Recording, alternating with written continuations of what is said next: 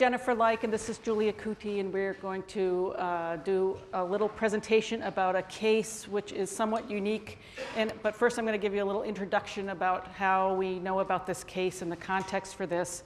I'm a counseling psychologist. I work at Stockton University in New Jersey in the United States, and I teach classes in counseling, but also a course in states of consciousness. In the context of that course, there's a section on drug-induced states of consciousness, which obviously entails some of the research related to hallucinogen use. And so Julia, years ago, was my student in that class, and for the section of that class that particular semester, she got a hold of a speaker for that class who was a person that she knew who took a large amount of hallucinogens. And in that context, we made his acquaintance. I'll tell you a little bit more about his presentation to the class, but that's how we got involved in interviewing this person about his hallucinogen use. And what was remarkable about his particular hallucinogen use is that he claimed that he used mostly psilocybin every day for 10 months, which, as far as I knew in the literature, had not been addressed. And then I looked into it further. It still has not been addressed. And so this case study was really our investigation into the states of consciousness that he reported after the fact in terms of how his awareness had changed after 10 months of hallucinogen use. So what we're going to present today is just a little bit of, a synopsis of his particular case and his background and the ways in which his consciousness sort of bifurcated, very similar to what the last question from the last talk addressed in terms of him gaining some insights, making connections that wouldn't ordinarily be made, perhaps due to his hallucinogen use, but also the flip side, it appears as though he also developed some psychosis or some symptoms related to psychotic disorders. So we'll talk a little bit about that too. So that's the plan for what we're going to discuss. So as I'm sure most of you know, there's been lots of research into the effects of psilocybin in particular, and that's what we're focusing on because that was what he used primarily over the course of the 10 months, especially in terms of the Griffiths, Richards, McCann, and Jesse research from a few years ago, which demonstrated that psilocybin can induce mystical experiences in the laboratory, and other research that has identified differences between psilocybin users or hallucinogen users and people who are not hallucinogen users. So the openness, the differences in spiritual values and empathy and those kinds of things are the background for this particular case study because that was what we were expecting to see in Mark, our individual who reported changes in his own consciousness over the course of the 10 months of using psilocybin. So just to give you a little bit of background about the person himself, he's a 24-year-old white male who was working full-time as a delivery person for a local company driving a van, and he came to our attention in the first place as a guest speaker for my class on states of consciousness. He came and talked about hallucinogens and his expanded awareness, as he characterized it, after his 10 months of use. What he reported was that during the week, he would generally take 1 to 3 grams a day, and then on the weekends, he'd take 5 to 10 grams a day. And then he also said that at some point, he tried to sort of push his limit, and he took 20 grams one day. And he gave us a couple of interviews, which we videotaped and then evaluated in terms of the themes that he was expressing throughout those interviews.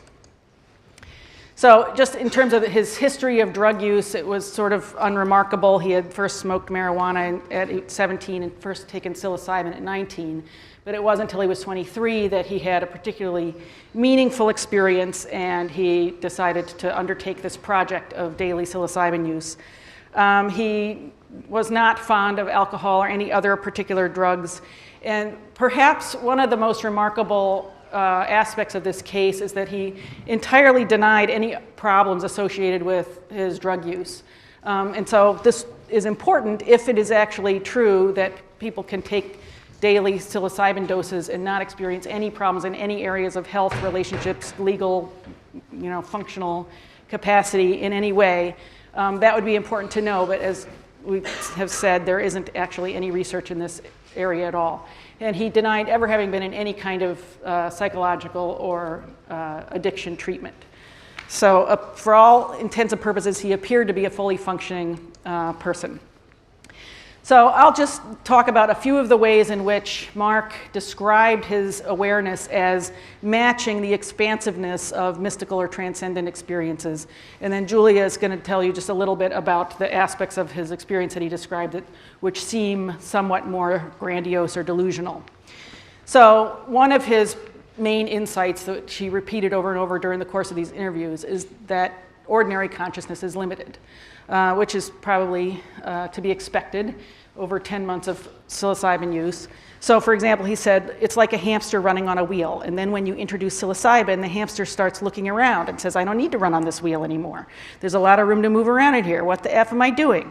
And you start to prioritize and organize and prioritize everything that you've ever been and everything that you've ever experienced.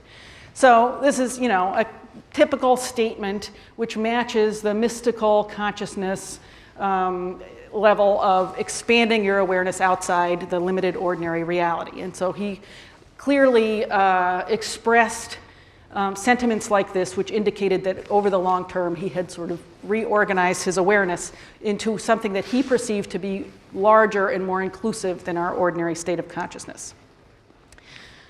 Another aspect of mystical experiences is that they tend to have a noetic quality. That is, people feel like they understand something differently under the influence of the drugs than they do in ordinary awareness. And so the noetic quality also came across in his descriptions of his experience. So he said things like, it's like the lazy man's discovery. You take a large dose and they're giving you the answers. It's like the cheat sheet that wasn't given out in class.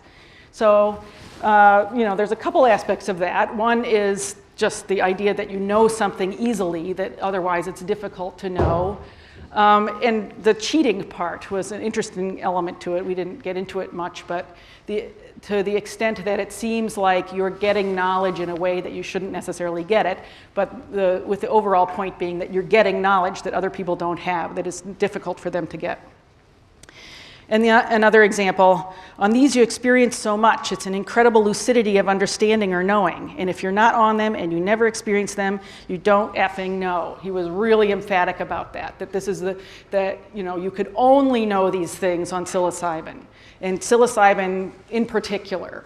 So there was sort of a character, an element of being converted, religious vehemence to his devotion to psilocybin in particular, which he perceived to give him a particular level of knowing, amount of knowing that other people didn't have and could not possibly have unless they had experienced what he had experienced.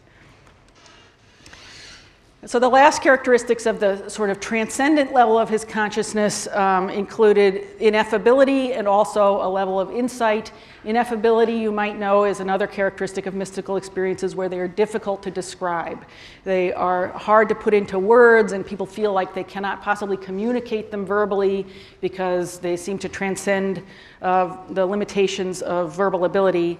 And so when he says things like, language is a lie, the words I've been using are complete injustice to what the experience is, that matches up with the state of mystical experiences where people have difficulty communicating to others the essence of the experience or the importance of the experience. And in terms of insight, it's all about you. It's all about what's going on between your ears. It has nothing to do with anything else. Psilocybin is meant for the finding and education of yourself, the self. So to the extent that he was interested in turning inward and finding the answers to his questions internally and the basis of his self-reflection, and that psilocybin communicated to him the importance of that process and the value of those insights. These are all things that sort of match up with the way that psilocybin appears to have induced a transcendent state in him over the long term. So now Julia's going to sort of turn to the less positive aspects of his experience. So it's clear Mark had really kind of mystical experiences through the interviews we had with him. And another aspect, though, that was on the other side was he was very kind of grandiose and somewhat delusional to people that weren't really experiencing what he was experiencing. So he often would say that other people's reality was inferior to those that experienced what he has under the influence of psilocybin. And he always would say that if you've never experienced it, you don't really know what the other reality is. He often spoke that he had one experience that he was reading the mind of a cat, and he went into detail on how the cat was communicating through him, and also if you're ever around dogs, dogs can communicate, and just any animals communicate through you when you're under the influence of psilocybin. He told me that he would drive with his eyes closed for many miles and would be okay because he was able to do that under the influence. He talked about astral travel. He was like a really big conspiracy theorist, so he spoke a lot on how the elites are controlling the minds of the whole world and how everyone is under mind control, and television is a big way to control the masses. He also was really inflexible with his beliefs, so if you had any sort of belief that was different than his, he kind of would argue against it and explain how he was correct. He had a belief that all plant life on Earth was due to mushrooms, and he had a lot of sort of examples as to like the structure of the mushroom and how it created plant life on all Earth. He also said all religion stems from early hallucinogen experiences. So he had all of these kind of side beliefs that would connect that all religions were from mushroom use. And he was really unable to think outside the box of maybe mushrooms didn't cause every religion to happen. And he was kind of really demanding in that sense. So that was something notable. So, the combination of those two aspects of his experience, the elements that appear to be transcendent and also the elements that appear to sort of perhaps push him over the edge into the psychiatric level of symptoms, were interesting and potentially related. And what was sort of highlighted to us is that there is no research in this particular area related to high frequency, high dose, well, I don't know about high dose, but high frequency hallucinogen use is just uninvestigated at this point. It is probably the case that Mark's experience is out of the ordinary, and actually our next project is about to sort of explore that in terms of the data collected by the Substance Abuse and Mental Health Services Administration in the United States to see what is the frequency reported by the people that they investigate. So Mark's use is probably outside the ordinary. He probably took mushrooms more regularly and for a longer period of time than most people, but we actually have no way of knowing that. It is also likely, since we interviewed him after the fact, that these insights and also the grandiosity and delusions could have been facilitated by the psilocybin. At the very least, there is the research that demonstrates that psilocybin can induce mystical experiences under controlled circumstances. So certainly it is possible that he did not have those kinds of transcendent experiences before he took the psilocybin for that amount of time. It is notable that he reports no social, occupational, health, or other impairments in his functioning, although, again, we have no actual validation and verification for that. So ideally, what we would want is to get some objective measures of his functioning, preferably before he did this, but at least after, and we didn't have any way to do that, but it would certainly suggest that that would be an important part of the process to see whether or not he's accurately reporting whether he can, function as a delivery person effectively under these circumstances or not. And certainly we have, no way of verifying whether or not he can drive with his eyes closed for 5 miles at a time, but one suspects that might be an exaggeration. So finally, this situation leaves us with several questions, and this is not an exhaustive list, but these are the ways that we would like to take this kind of research in the future. First of all, we also don't have any way to separate out the influence of the subculture on his experiences and his report of his experiences. So, it's likely that he has been influenced in many ways outside of just the psilocybin. I'm sure he's watched every YouTube video of Terence McKenna that ever existed. And so it's hard to know how much of his experience is actually his own experience versus how much it was filtered through a subculture of which he's a member. It's also hard to know how to interpret the potentially grandiose or delusional experiences. As a counseling psychologist, I'm sort of trained to look at those experiences and say, oh, that's pathological, but of course, that's all a subjective judgment in and of itself. So it's important to evaluate to what extent his ideas are, strictly delusional versus to what extent they lie on a continuum of delusion, given that we're all sort of delusional to some extent all the time.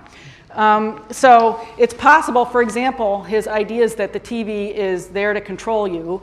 I mean, the TV is there to control you, but how much is the question, and how much of a conspiracy has caused this to happen is the issue, and how firmly is he holding this belief? And it seems to be the rigidity in particular of his delusional framework that seems to be the problem, because at least in my experience with him, that seemed to be the impediment to our conversation, is the fact that he was not able to come out of his frame of mind as much as I was able to come out of my frame of mind. And so it seems like there's a relational issue there. So for that reason, I personally kind of grilled him about his social and occupational functioning. That's interesting. Because it was pretty hard for me to believe that there had been no personal or social consequences because of this.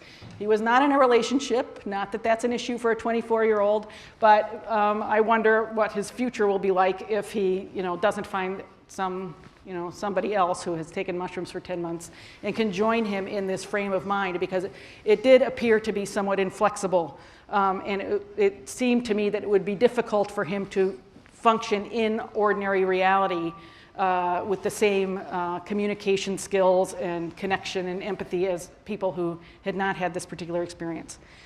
The most basic question, though, which I think this case raises, is the one that we are going to investigate in the future, is about essentially the prevalence of this level of use of hallucinogens, because there's essentially no research on it yet, and there isn't much mention of the possibility of people taking hallucinogens daily for a long period of time.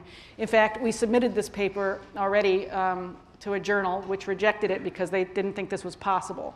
So I don't know whether it's possible or not, but it seems like we'll never find out if it's possible if there are no social or health consequences and the people don't end up in psychiatric hospitals. So the prevalence of this kind of use is one question for the future, and also the motivation is a second question, which is sort of more social and philosophical. Personally, my impression was that Mark is a member of a particular subculture of young white men who might be looking for means for exploration and challenge and self-discovery that is difficult to find in other ways. And so it appeared to me that Mark in particular may have been using psilocybin for his own, personal challenge and exploration and heroic journey. And so I suspect that there is a subgroup within psilocybin users who might take large doses for a long period of time to meet this particular personal psychological need. But it's up for future investigation, and that is what we hope to do eventually. So that is that's our presentation of this case, and we're happy to answer any questions.